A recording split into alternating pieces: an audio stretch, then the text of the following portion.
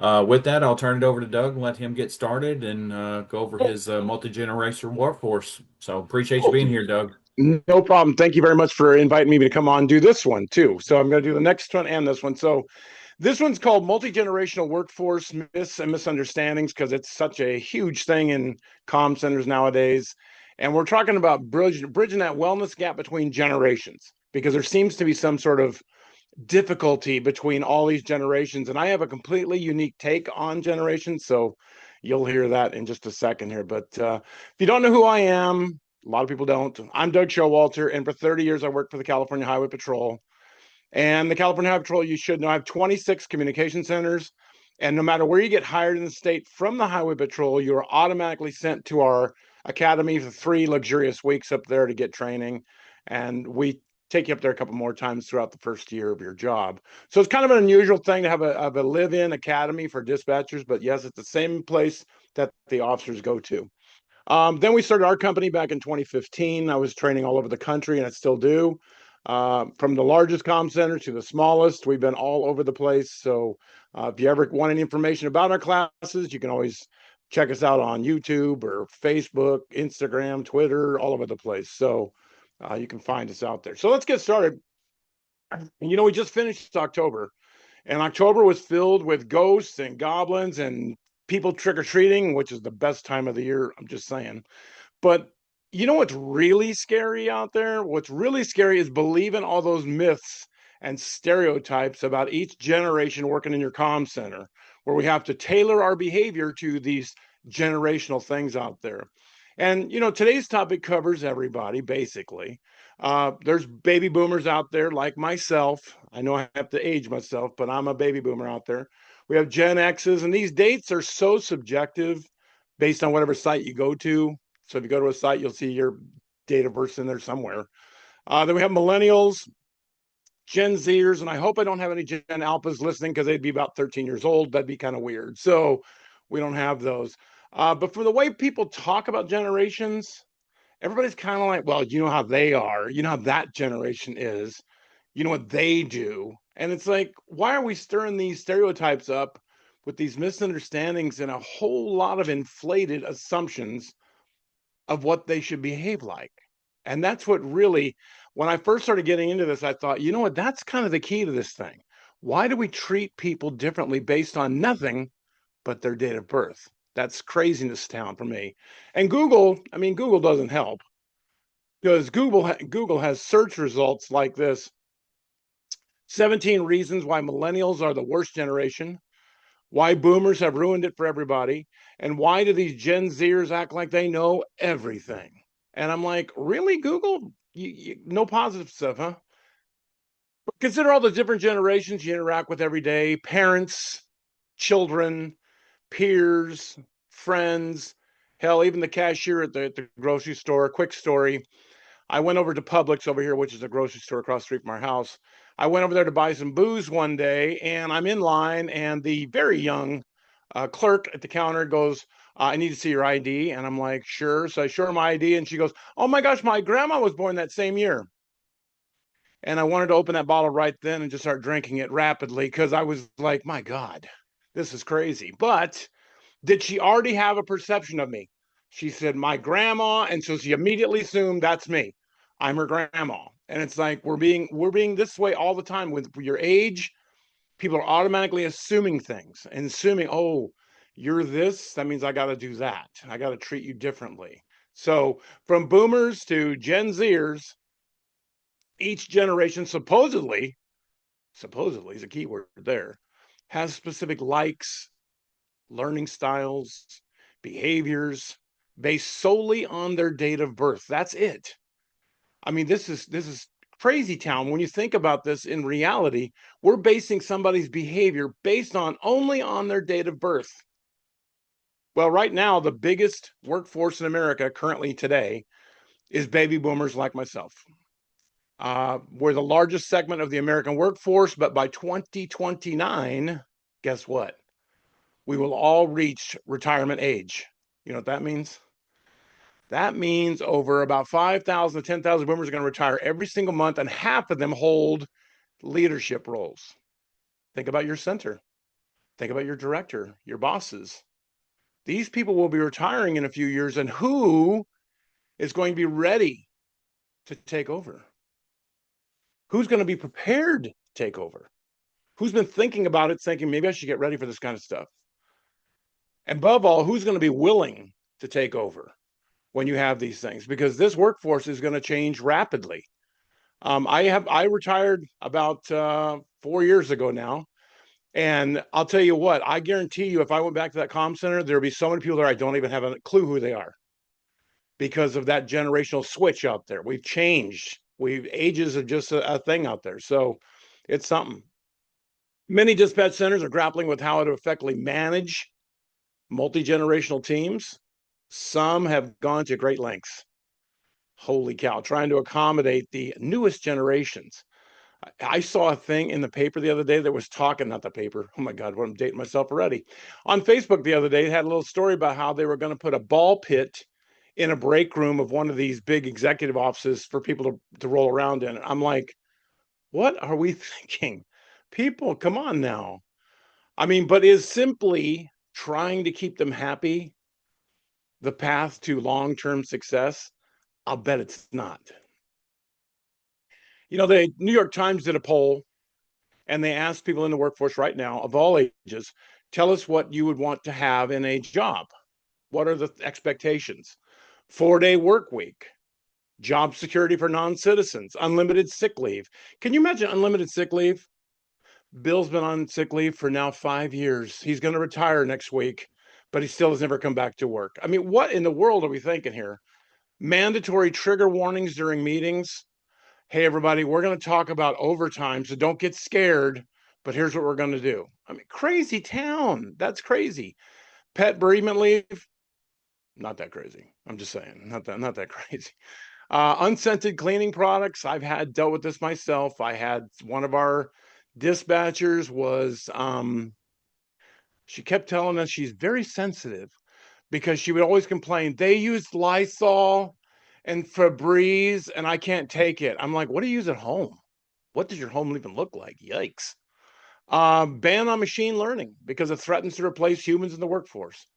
I mean, these are all unrealistic expectations. And my only thing is if you treat people like adults, guess what? They'll act like adults. But if you treat them like children and say, what is it going to take to make you happy, Jimmy? Then guess what? They're going to act like children. Generational differences. I mean, you can go to the Google, the Google. Oh my God, I really am dating myself. If you go to Google and check generational differences, you will get chart after chart after chart listing all these predictable behaviors and attitudes and beliefs. I mean, saying this is what people are. If they're a millennial, this is what they really are. And it's like, really? Really? We're going to rely on these imprecise things out there? I mean, there are some stereotypes and characteristics that are probably true. So here's a couple of them.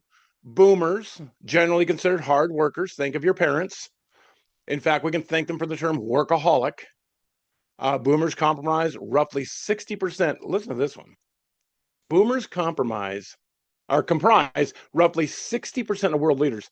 All these world leaders out there are in the boomer category, and they're all going to be changing over here soon. That's a huge change out there. Think about your agency. Think about who's running the place. I mean, I've gone through so many chiefs and captains in my career. It's like they come in and they get ready to retire and they're gone. Next one's up. How about Gen Xers? Gen Xers are resourceful, independent, possibly because many were latchkey kids. They also help create that term work-life balance. We hear that all the time, work-life balance. Millennials, maybe narcissistic, entitled, but very tech savvy. And for some reason loves avocados. I'm not sure what that's about, but avocado toast is a big thing. When I lived in California, we had avocado groves there. People were loving that stuff like crazy. So Gen Zers, known for their online presence, which includes shopping, dating, making friends, spending much of the day on their phones, which we know that's true. And that's actually a lot of other people do that too. And for God's sakes, if you're Gen Alpha, you won't even know a world without smartphones or tablets or AI. People growing up nowadays won't even remember those long corded kitchen phones that you had to walk around the house with, or the rotary dial phones, or things like that. And it's like they're missing out. I mean, logically thinking, we're so much more similar than we are different. I mean, think about it realistically. Realistically, we have these things. Everyone, regardless of age, wants to do something that matters. Everybody, I don't care how old you are, how young you are, wants to do something that matters. I mean, everybody in this job knows what you do matters. We got that. Everybody would like some flexibility in the workplace. I mean, who wouldn't? If I told you, hey, you know what, if you want to leave early today, you can because we're overstaffed or whatever. I mean, we'd all like that kind of flexibility to have this stuff. No matter how old you are, how young you are, we get that kind of stuff. And who wouldn't want genuine, that's the key, genuine support from above? When I hear people come in and say, oh, this person said they really appreciate what I did, I said, I'm thinking to myself, they probably don't even know your name. It's like I'm always, when I was working, I would always tell my captains and my lieutenants, please get to know everybody on the floor. Don't walk out there and say, hey, sport, hey, pal, hey, you. I mean, it just doesn't sound genuine at all when you're saying those things. So please get to know their names. And we all want that appreciation. We all want that kind of thing, but none of those things are specifically tied to a generation. I want them, and I'm a boomer. I guarantee there's people out there that are Gen Zs that want them. So we have to consider those things. I mean, did you know that the alleged behaviors associated with each generation may not even be factually close to reality? Because now they've been doing studies on this stuff. And researchers now are saying, hey, those stereotypes may have created a self-fulfilling prophecy, meaning people will take on the behaviors because they've been told that's how they should act. And I'm like, oh my God. I mean, you think about that. If you tell somebody, oh, you're supposed to be this way, don't you think they're going to say, maybe I am that way? Okay, I guess so. I mean, it's like they now report those alleged behaviors associated with each generation may not have considered other very important factors when you're talking about somebody. For instance, I love this example. A millennial growing up in South LA, Los Angeles, will probably have a very unique life experience, but very different from that same millennial class in a small town in Iowa. These two people had the same age, born the same day, but one grew up in South LA and one grew up in Iowa. Do you think they're going to be just alike? Or do you think there's going to be a lot of differences between these two? But wait a minute. I've been told that if they're a millennial here and a millennial there, they should act the same, right? That's what I'm talking about. We're not taking into account all of these other factors that are going to go into this thing. So it's important to remember. I mean, when we start judging people based on, oh, you're this, you're that, or I'm going to assume because the way you're acting, this means this. Oh, don't say something around it. They want a trophy. Everybody wants an award. We have to consider these things. Avoid stereotyping and generalities. Judging a dispatcher or responder's skills by their generation is almost about as accurate as reading your horoscope for career advice. Think about that. Do you ever read your horoscope and say, well, I'm sorry, I got to stay home today because something bad's going to happen. So that's it. Of course not. But we do this stuff with stereotypes of generations.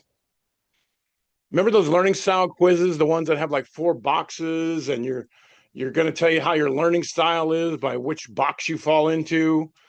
I mean, those are just basically generalities. A one size fits all. We're going to put everybody in one of these boxes, one of these 4 boxes. It's the same thing as horoscope, same thing as stereotype generations. The same generational stereotypes, they're broad enough to encompass a whole lot of people and say, oh, wow, everybody's part of this thing. But they're probably not very useful for teamwork and things like that. So please don't think of stereotypes and horoscopes together out there. We need to recognize all employees as individuals. Everybody growing up has their own unique experiences, different family dynamics, unique skills, abilities. I mean, you think about it, I guarantee everybody listening to this right now has had a different upbringing. We've all experienced different things. Maybe divorced parents, maybe no parents, maybe we're adopted. I mean, we have to think about all these different experiences. Is that going to change the way you behave? Yes. Is it based on, oh, you were born in May and that year is a no, that doesn't change anything. That's just guessing somebody's behavior. It's important to find the strengths of each person that can be utilized in the workplace. When I do classes on our CTO, I'm always asking people, why did they pick you to be a CTO? Why? You want to do the other classes, I always ask people who just, when you got hired, why did they hire you out of everybody else they could have hired? What is it you bring to the table? What is that skill that you have? Because everybody's got something special about them. Everybody's not a big group of people. Everybody's not, oh, you're all exactly the same. That's it. You're all the same. No, when I used to teach interview tactics at the department, and I used to interview lots and lots of people, one of the last questions I would ask somebody is, hey, I just interviewed 25 candidates. Why should I hire you out of all those 25? Because I want to know what special skill or special ability or something they have that they can say, oh, I have this skill, or I did this as a child, or I had that experience. I want them to kind of share those things out there and find what can be utilized in the workforce. I mean, instead of me just assuming because you're born in this year, that's what it means. So ask yourself, what does Michael Jordan, Tiger Woods, and Tom Brady all have in common? Yeah, I know they're all sports stars and they're all really, really popular. But every great professional, including all of those in 901, are shaped by those who took the time to teach, challenge, and inspire them. Mentoring. But a lot of times when I talk about mentoring, people get hung up on, oh, it's got to be the seniors talking to the juniors. And that's not true at all. Mentoring isn't a one-way street. The next generation that comes on to our job is going to bring many new ideas, technology skills, perspectives that can teach even the most seasoned professionals something new. True mentorship goes both ways. When everyone, no matter their seniority, shares knowledge and listens to one another, the entire center grows stronger, smarter, and more connected with what they do. I mean, you think about it. I don't care if somebody's been on 10 minutes. I bet they've had an experience that they can share with everybody, say, hey, man, I had this happen to me, or I was part of this thing. We just have to ask people about these things. Open communication is such a big deal out there. So it's important to have this stuff. Do you remember folks in your past who recognized your potential, even if you didn't see it? Those remarkable individuals who inspired your life, inspired you, gave you needed boost when you may have needed it. And above all, they believed in you. Who were those people in your past who recognized your potential that were saying, you got this, man, you got this, you're part of this thing? I mean, we sometimes forget those people that were out there that said, you know what? This person inspired me to be better. This person gave me that boost that I needed when I was struggling. Was it a teacher? Was it a friend? Was it a family member? Was it your first boss? What about those people that inspired you and you pass that on to somebody else now? I mean, it's important to have these things. Multi-generational workforce challenges. I mean, it is a big thing. I mean, working through all those supposed behaviors and differences, acknowledge them. Start the conversation. Don't say, I'm going to judge everybody. Start the conversation. Say, hey, y'all, how are we going to solve this thing if we don't acknowledge the fact that maybe we've been assuming how people behave? Maybe we've been assuming those things. Harnessing the experiences, talents, energies of each generation can be challenging, but will prove invaluable. Does your agency encourage everyone to share what they know with each other? A lot of agencies don't. And we need to. We need to say, you know what? When I was working, I used to put the senior people with the junior people just for the day, not to train, just to kind of talk to each other. Maybe the junior person has information that the senior person could use, and maybe the senior person has this stuff. And I wanted to encourage that kind of sharing of knowledge with everybody. Because too many times we have people that have great experiences, but nobody's talked to them about it. Nobody said, wow, I just assumed you were doing this or doing that. We have to talk to people about these things, open communication. I mean, age, experiences, social upbringing are much more of a reliable predictor of behavior than generations. I mean, ask yourself, what if we simply meet people where they are today and adjust our approach to them based on their experiences? Maybe they came from a terrible abusive household. Maybe they joined the workforce very, very early. Maybe they didn't join the workforce until later. I mean, of course, some people are going to completely identify with the stereotypes of the years and generations, stuff like that. But I'm sure we all know people that don't. I definitely don't. I mean, as much trouble as I had setting this up today, I'm really good with technology. Swear to you, I really am. I mean, there are some 80-year-olds who regularly text. Look at TV, you see this all the time when they show these people out there. And I bet there's some 23-year-olds who make crocheted blankets. Now, I worked in enough comm centers to know that we had people out there making these damn crocheted blankets. And I remember they did one. I went on the floor one day, and one of our pretty senior male dispatchers was out there, and he's got this stuff in his lap. And I'm like, "Are you really making a crochet blanket?" And he's like, "Well, it's really not that hard, Doug." Because, and I'm like, "Oh my God, I can't." Like, so I mean, we can't judge people based on years or how young they are, whatever. People do different things out there. How about this one though? What about that boomer that's out on your floor that's acting angry and disgruntled? But that person's probably a little bit scared because they've worked every day since they were 16. And on Monday, sooner than they can imagine, they will never go to work again. And I know for people that aren't at retirement age are like, yes. But people that are at retirement age are scared because you got to say to yourself, am I ready? Did I prepare myself financially, family wise? Do I know what I'm going to do when I retire? That's a scary thought. I have had many conversations with senior dispatchers who are getting ready to retire and they're panicking. I don't know if I'm going to have enough money to do anything. I don't know if I'm going to have enough benefits. What do I do with this? And that's why I always encourage people to start a 451 or a 457. When you first get hired, you'll never miss the money, but at the end of your career, you'll make out. It's something to think about. Why is that boomer acting that way? Could it be those reasons? Could it be they're just darn scared out there to think, oh my God, have you talked to these people about it? One of the offices I worked in, we brought in a financial planner to talk to our people about it because I thought, my God, they need some instruction on this stuff of how to prepare themselves for what's coming. And we know it's coming out there. What about that Gen Xer who's trying to manage multiple drop offs every morning, handling 3 kids, working overtime just to keep afloat? Sure, she seems a little preoccupied and withdrawn, but maybe she's just damn tired.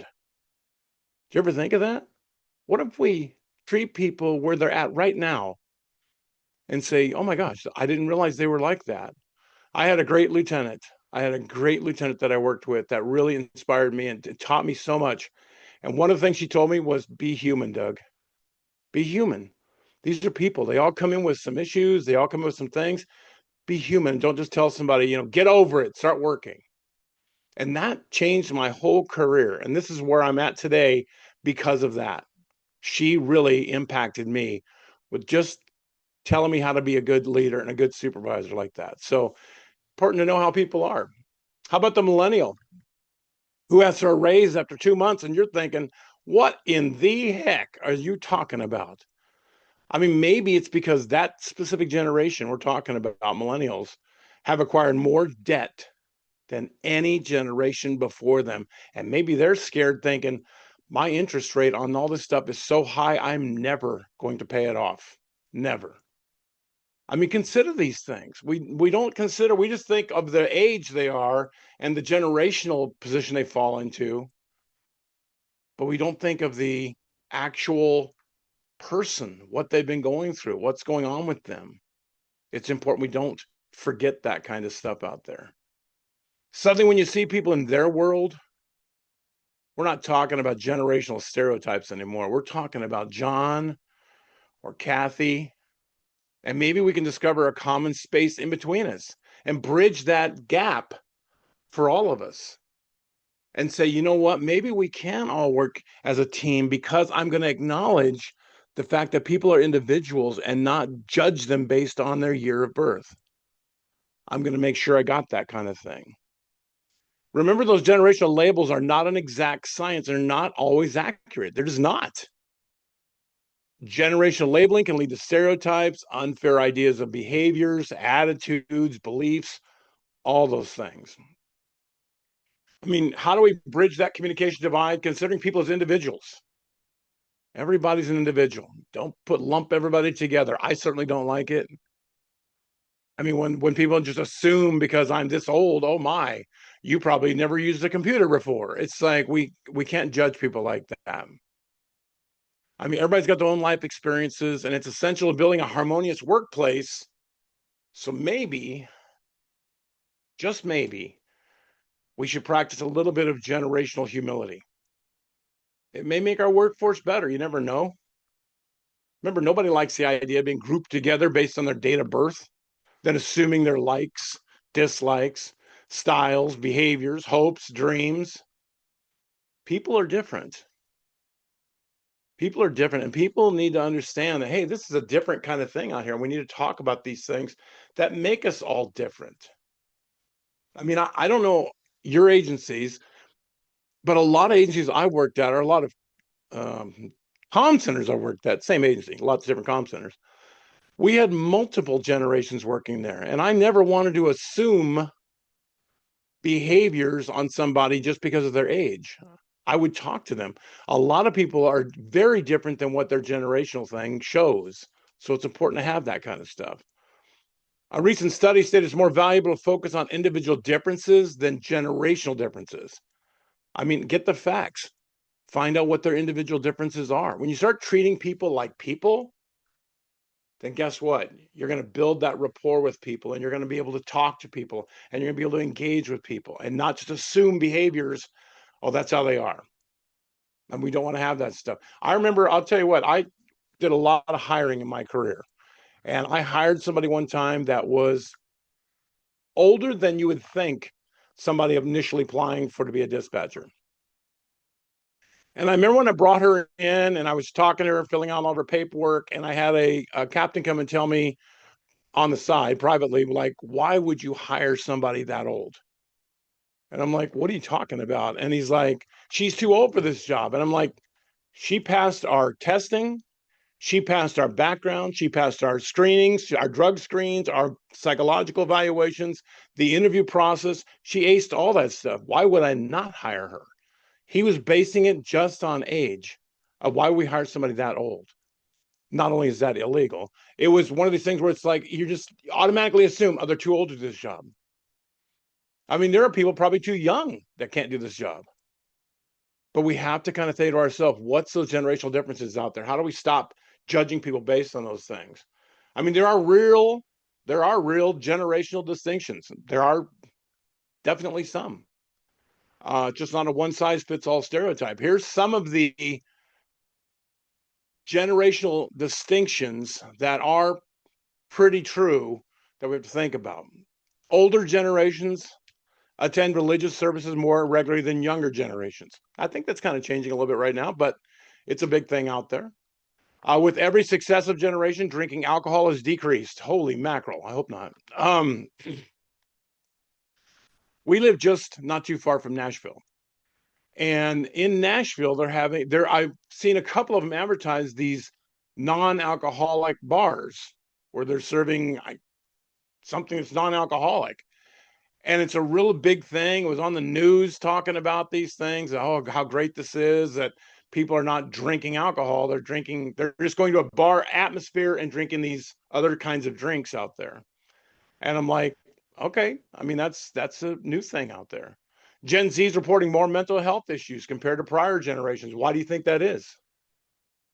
Ask yourself, why do you think that Gen Zers are reporting more mental health issues compared to prior generations? I'll bet one of the reasons was something we all went through not too long ago, COVID.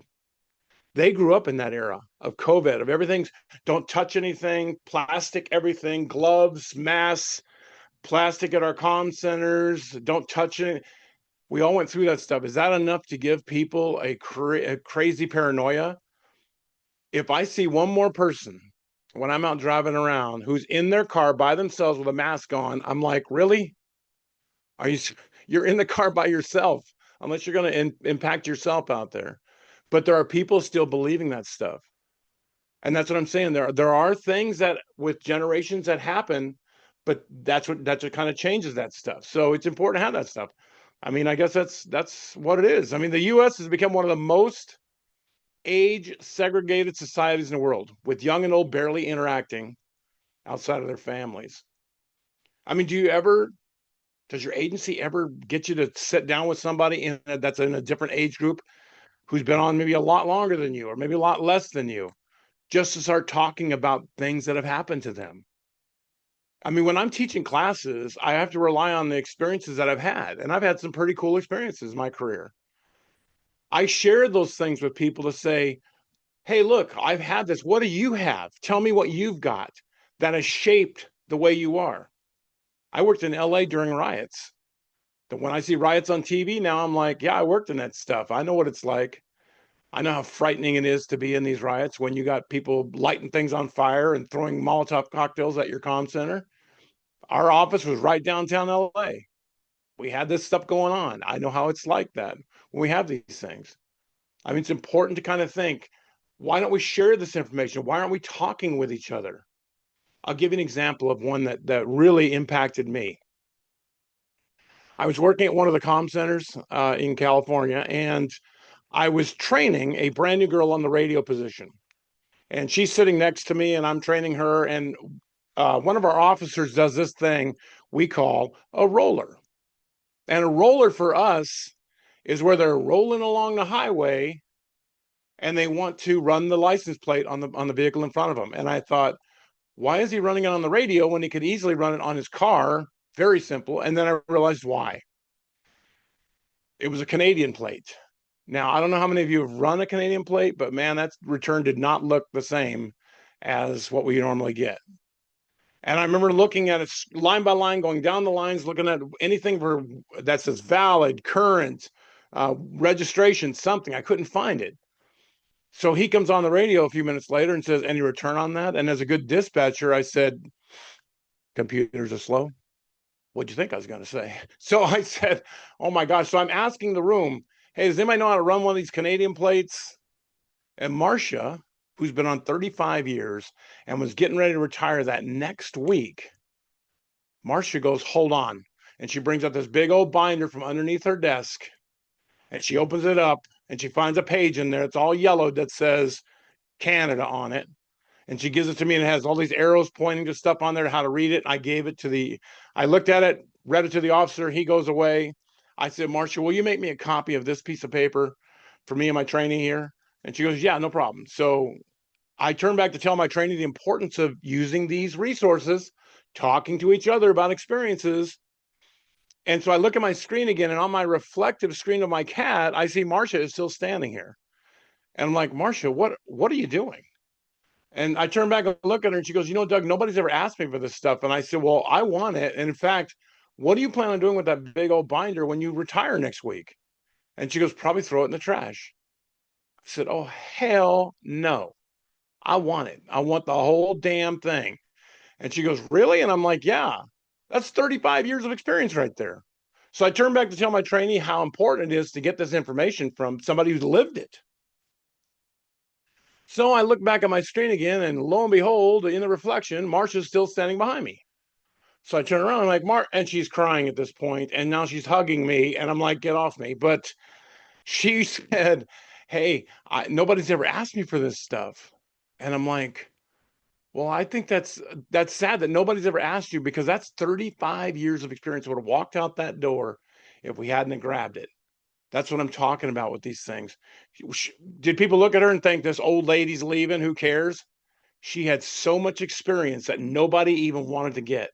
And that's why I encourage all of you to ask your seniors, ask everybody, share the information you've got, share that stuff. It's important to have these things. I mean, we talk about the benefits of talking to everybody out there. I mean, all in all, if we want to make our workplace a better place, We need to get away from stereotyping, stop comparing generations to each other. I mean, one of the biggest things out there is workplace integration. I mean, it's essential for every age group out there, no matter your age or generation. We can't overlook the cost of workplace integration. It's a huge topic. Now, if you go to Amazon, type in that workplace integration, you'll get a million books on this thing because it's so important. The companies have realized that when somebody walks in that door, day one, hour one, minute one, that's when it starts. They will either feel part of this team or not. And we want everybody to feel part of the team. You made it through all these other things, backgrounds, interview process, testing, and now you're walking through the door and you don't feel like you should belong there. That's craziness out there. That refers to the process of helping a new trainee fit in. Start and build good relationship with other employees. A goal is to create a sense of belonging, mutual respect amongst all employees. Did you feel welcome when you first started your very first day? When I do this class around the country, I hear people all the time saying, "Oh my God, no, nobody would talk to me."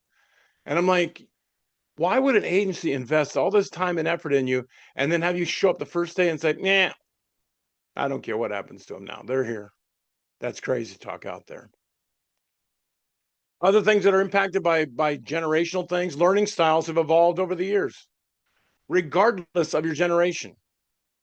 I mean, I'll tell you what, if you think something that worked 10 years ago is going to work 10 years from now, you're probably mistaken. I mean, why, people always say, why should we change? We've always done it this way. Why should we change? I mean, when we talk about training and things like that, we have to try new techniques to bring people on board. My brother was a teacher at high school. They did so much media stuff. It was crazy. When I talked to him, he said, "Doug, this is nothing like when we were in school because they're so fixated on media relations and technology and all these other things that help them learn." And that's great. I mean, you think about this. How did millennials or Gen Zers, how did they, well, take that back. How did I, as a baby boomer, how did I learn my 1, 2, 3 ABCs? Probably right after dinner, I'd have to clean the table off. Then my parents would sit there as I had the paperwork out to my practicing my writing and all that stuff. But as you go forward and you say millennials and Gen Zers, most of their parents had to both work. So who was teaching their kids the 1, 2, 3 ABCs? I'll bet you it was Sesame Street. I'll bet you it was Conjunction Junction. I mean, I guarantee a lot of you right now are probably going Conjunction Junction. What's your? I guarantee I learned more about politics from a Bill is a Bill up on Capitol Hill than anything. It's like, but what did that teach people? That taught people that learning is fun. And then when they come to your place and they're basically left alone and they're given some paperwork to fill out, they're like, wait a minute, I thought learning was supposed to be fun. What happened here? That's why integration is so important out there. We talk about recruiting and hiring. Did you recruit the same way that you'd done 20 years ago, putting an ad in the newspaper? I don't even think we have newspapers anymore. It's like we have to think differently out there. Leadership is completely different than it used to be. Used to be, if I say it, you do it. Now it's, if I say it, I need to tell you why we're doing it this way. And that's great. I want people to know why we're changing things. When I was new, they used to change policies on us and procedures. And we're like, why are we doing it this way? And nobody seemed to know. It just sort of happened that way.